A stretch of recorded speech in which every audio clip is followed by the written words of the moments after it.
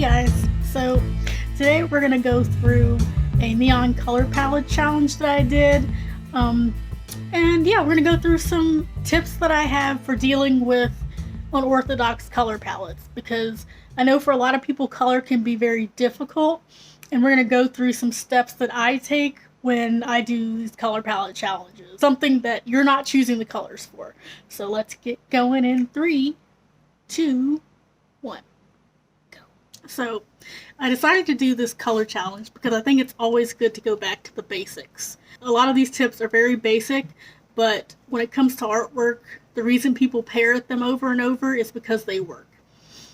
Alright, so this first part of the video, you're going to see me select the neon color palette generator, hit the button, and there's my color palette. And so when I first started this, I colored her skin brown because it was before I realized I wanted to do this color palette challenge. So you're going to see me lay out all the colors here in a row that are in the palette. And yeah, so I'm just going to start blocking in colors. I left the brown in for whatever reason, but anyway, we're going to start. The first tip we're going to get into is working with the hardest color, the color that scares you the most. For me, that color was the red, and I decided immediately I was going to make the skin the red, since that's like one of the darkest colors, and it would contrast well with the green. So what you're seeing is me blocking in where some of the warmer parts are going to be on the hair, and next you're going to see me just fully flat out airbrush the skin, because there was no way I was going back to recolor all that skin, period. So it's a little cheating, there's a little brown undertone, but for the important parts I stuck with the red. That's the color that scared me the most, and so I started with that so I can get an idea of what the brightness of this artwork is going to be.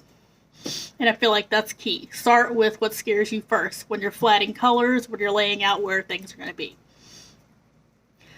Tip number 2 is to add the highlights and shadows next. When you're drawing anything, you need to know where your light source is coming from. And so I kind of split the difference and had the hair be a lot of the focus for the highlights. Because since it's infrared, the light is coming from both her hair and her skin.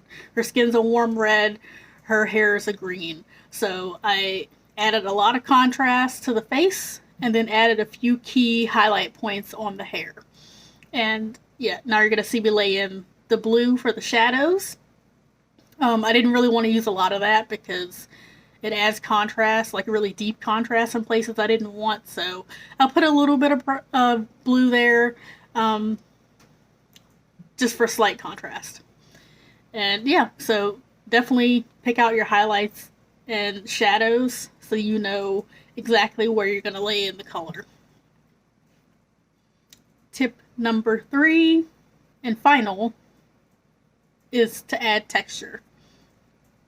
And this is something I want to do a full video on, but I feel like since I've been adding texture to my artwork, it adds a lot of small details that don't really overwhelm. So in this case, you're going to see me doing a sort of, what do you want to call it, holographic, shimmery, almost 3D effect. Something light and airy, because the skin and the hair are so bright. I didn't want to overwhelm that, so I'm using a little stipply brush. So I'm adding in one at a time, the cyan, magenta, and yellow, and I'm going to add a little bit of texture on the hair as well, because I find that when you're doing very basic things like this and you're paring it down to like the smallest amount of colors you can, adding texture really helps add dimension and detail, like I said, without overwhelming. So that's kind of the point. You're going to see me add a little bit of texture here and there, just to round out the finished product. And so yeah, it adds dimension to your work in a way that color, only does so much. So, and it's really just layering it over top. And that's something I want to go into, is adding texture very subtly in places that work.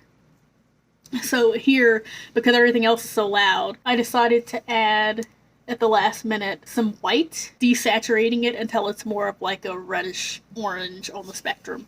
And so I added that because I felt like the piece needed a breathing point. Because you need some focal points, but you also need places for the eye to breathe. Here you seeing me take out the background, and I was a little sad about this because the gradient that I created from layering the highlights and shadows was really cool in the background, but I feel like I needed more contrast.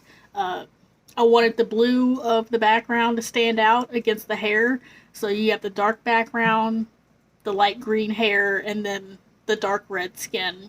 I like to layer my contrast in that way, so that, you know, it pulls you in and out at the proper intervals. So now you're seeing me add the last little few details. Typical anime blush. And we're done. Alright guys, so here's the final piece. This was a pretty fun challenge, just picking some weird colors, and, you know, I'm okay with how it came out. You know, it's not exactly my pick for the color combination, but it's always good to challenge yourself. So here we are, the final, and yeah. Alright guys, so thanks for following along with the video. I hope these tips were helpful for you. So comment down below with some ideas on how you deal with color. Thanks for watching.